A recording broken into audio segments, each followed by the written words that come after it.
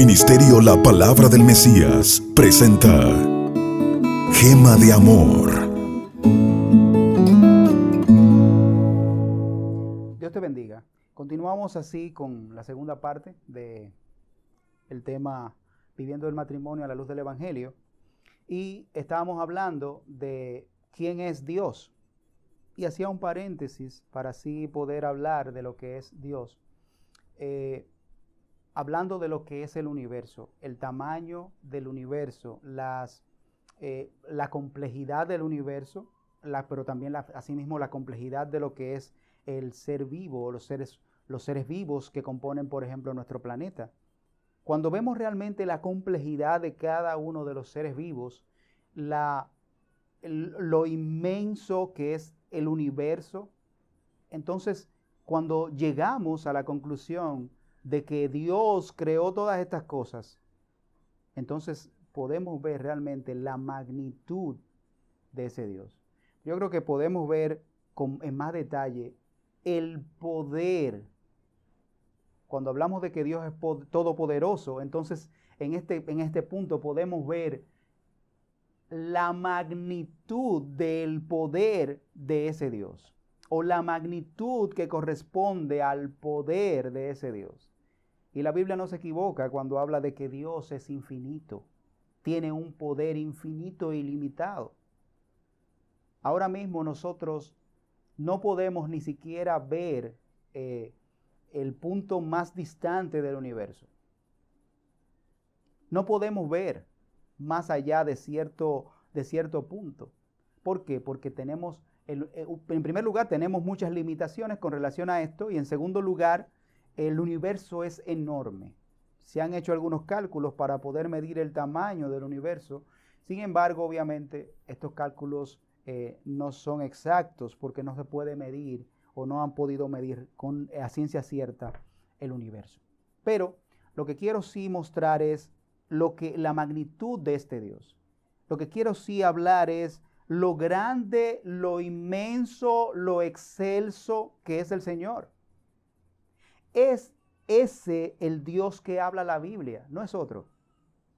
Ese Dios que creó todo lo que existe, y aun aquello que nosotros no podemos ver, lo creó Dios.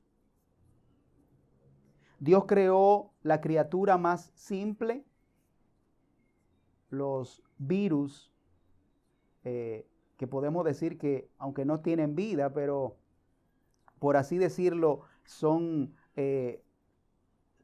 por así decirlo, ¿no? La partícula o el ser vivo, entre comillas, quizá más pequeño, el virus, aunque no está vivo, vuelvo y repito y recalco esto, pero también Dios creó las cosas grandes y complejas, o los animales grandes y complejos, los seres vivos grandes y complejos. Dios no creó a nosotros. Dios no creó a nosotros. Pero cuando vemos realmente todas estas cosas y vemos a Dios como el Dios creador, entonces nosotros podemos ver la diferencia, podemos ver la distancia que existe entre el ser humano y Dios. Podemos ver la distancia que existe entre Dios y nosotros. Podemos ver la magnitud tan grande que tiene nuestro Dios, que tiene Dios. Y esto nos lleva inevitablemente al segundo punto, que sería quiénes somos nosotros, quién es el ser humano. Bueno, ya hemos estado hablando de lo que es la inmensidad de Dios, ¿no? Y comparándolo con lo que es el universo, vemos realmente lo grande que es Dios, que el universo no lo puede contener. El universo no puede contenerlo. Ahora, ¿qué es el hombre? Dice el salmista, ¿qué es el hombre para que tú tengas de él memoria? Bueno, cuando nosotros nos comparamos con Dios y vemos lo grande que es Dios y lo pequeño entonces que nosotros nos vemos, podemos compararnos, y esto es una simple comparación, aunque no va a reflejar en lo absoluto la diferencia real entre Dios y los hombres, sí, pero sí podemos decir que, bueno, el polvo, hay algún tipo de polvo, ¿no? El polvo son partículas. partículas muy pequeñas, son más pequeñas que un grano de arena, muy, muy pequeñitas. Sin embargo, hay algunos ácaros que son pequeñitos, se le llaman ácaros del polvo. Ácaros del polvo, son animalitos pequeñitos que viven en las partículas de polvo, que son pequeñitas también. Bueno, podríamos vernos nosotros como del tamaño de los ácaros, y Dios, obviamente, vuelvo y repito, no es una comparación justa, pero para que tengamos algo, una comparación en nuestra mente y podamos ver realmente una magnitud que hay entre Dios y nosotros. Y nosotros representaríamos a Dios. Esa magnitud, esa distancia que hay entre Dios y los hombres. ¿Cómo puedo yo, como hombre, pensar realmente como Dios piensa o en lo que Dios piensa? ¿Cómo puedo yo mover a Dios a hacer algo? ¿Cómo puede un ácaro del polvo moverme a mí a hacer algo? Bueno, solamente que me enferme en mi caso. Pero en el caso de Dios, ¿cómo puedo yo al creador de todas las cosas moverlo a hacer algo?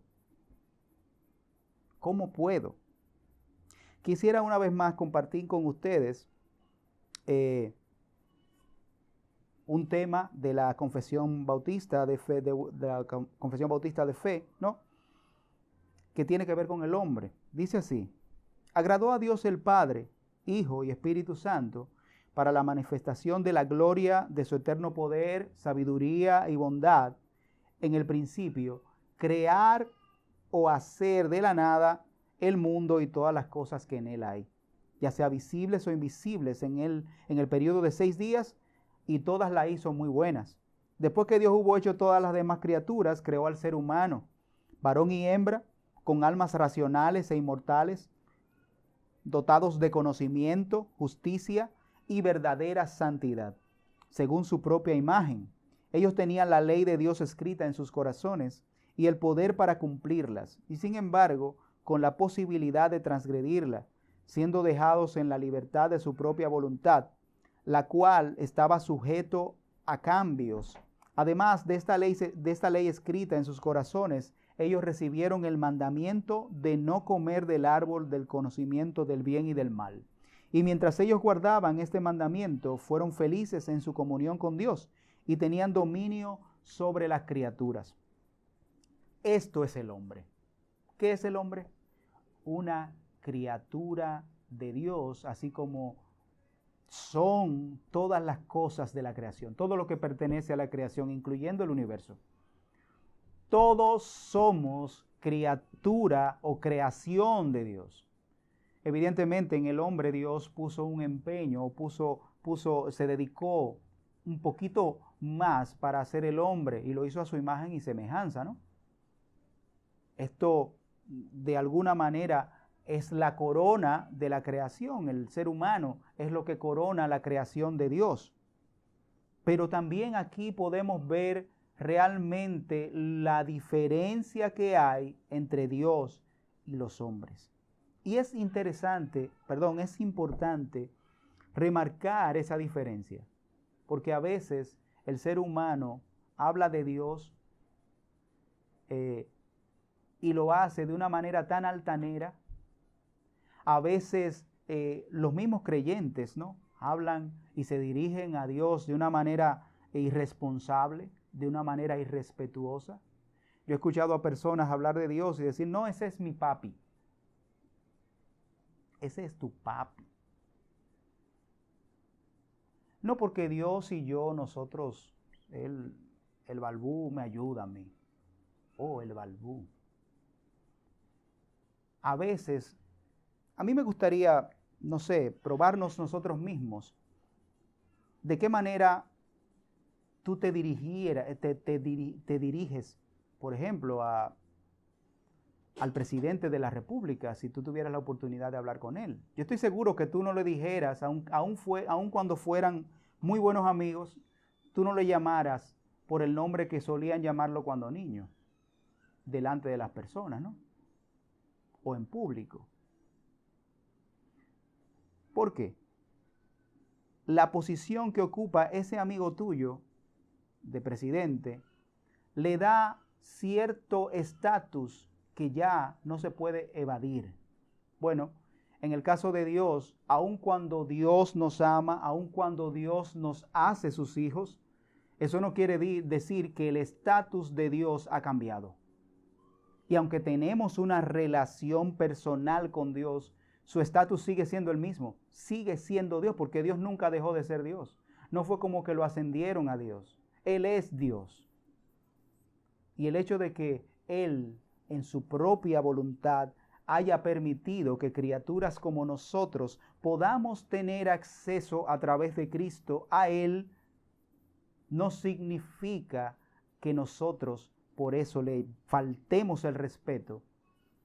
En el Antiguo Testamento, ni siquiera a los israelitas se le permitía mencionar el nombre de Dios. De hecho, cuando los copistas iban a escribir el nombre de Dios, ellos se bañaban solamente para escribir el nombre de Dios. Imagínense ustedes, nosotros ahora, que no solamente mencionamos el nombre de Dios, por eso de hecho hay un mandamiento que dice que no tomarás el nombre de tu Dios en vano, sino que nosotros, que hay personas ahora en nuestro tiempo, que le ponen nombre a Dios. Le ponen nombre a Dios. Y yo creo que es importante que podamos nosotros tomar en cuenta quiénes somos nosotros, porque todo aquel que le pone nombre a otro es porque tiene una autoridad sobre ese otro. Así que cuando usted le está poniendo un nombre a Dios, diciendo que Él es mi papi, o diciendo que Él es mi amigo, no sé, algún nombre en particular, y decir, lo que pasa es que tenemos una relación tan cercana entre Él y yo, que yo le digo así. En ese mismo momento usted está diciendo que usted está por encima de Dios. Le está poniendo un nombre. Eso es una representación del poder de una persona sobre el otro cuando le pone un nombre. Así que es importante que nosotros veamos la posición que ocupamos en la creación, cuál es la de criaturas, y la posición que ocupa Dios en la creación, que es la de creador. Esas son las dos posiciones en las que tenemos que estar bien claros para poder entender el Evangelio. Eso es importantísimo. Eso es importantísimo, porque evidentemente en la posición nuestra de ser humano, en la posición de criatura, estamos para servirle a Dios. Estamos para aplicar lo que Dios quiere que nosotros hagamos. Estamos para vivir para ese Dios que nos creó. Siempre pongo ejemplos de cosas creadas. Si yo hago algo, por ejemplo, el ser humano inventó los automóviles para desplazarse. En el momento en que el automóvil deja de funcionar correctamente, ¿qué le hace? Lo desecha, porque no está funcionando correctamente. Dice en las Escrituras que nosotros fuimos creados para la gloria de Dios. ¿Estamos nosotros reflejando la gloria de Dios? O sea que perfectamente Dios como creador puede desecharnos. Y es importante que veamos eso. ¿Quién es Dios y quiénes somos nosotros? Eso nos lleva también al punto de qué es lo que nos separa de Dios. El pecado nos separa de Dios. Quiero compartir nuevamente también el tema o parte del tema de lo que es el pecado de la Confesión de Fe de Westminster, o la Confesión también Bautista de Fe. En esta parte dice lo mismo. Dice así: nuestros primeros padres, siendo seducidos por la sutileza y tentación de Satanás, pecaron al comer del fruto prohibido. Dios, según su sabio y santo consejo, quiso permitirles este pecado, proponiéndose ordenarlo para su propia gloria. Por este pecado cayeron de su rectitud original y de su comunión con Dios, y de esta manera quedaron muertos en el pecado y totalmente contaminados en todas las partes y facultades del alma y del cuerpo. Siendo ellos la raíz de toda la humanidad, la culpa de este pecado fue imputada, y la misma muerte en el pecado y la naturaleza corrompida fueron transmitidas a toda la posteridad que desciende de ellos por generación ordinaria. Todo pecado, tanto original como propio, siendo una transgresión de la justa ley de Dios y contrario a ella por su propia naturaleza, trae la culpa sobre el pecador, por lo cual éste queda supeditado a la ira de Dios y a la maldición de la ley, y de esta manera queda sujeto a la muerte con todas las miserias espirituales, temporales y eternas. El ser humano peca contra Dios. El ser humano comete este pecado contra Dios y es lo que separa al ser humano de Dios. Vamos a dejarlo hasta aquí por este momento y vamos a continuarlo más tarde en otra sección. Le damos gracias nuevamente a los medios ACN por esta parte. Ministerio La Palabra del Mesías presenta Gema de Amor.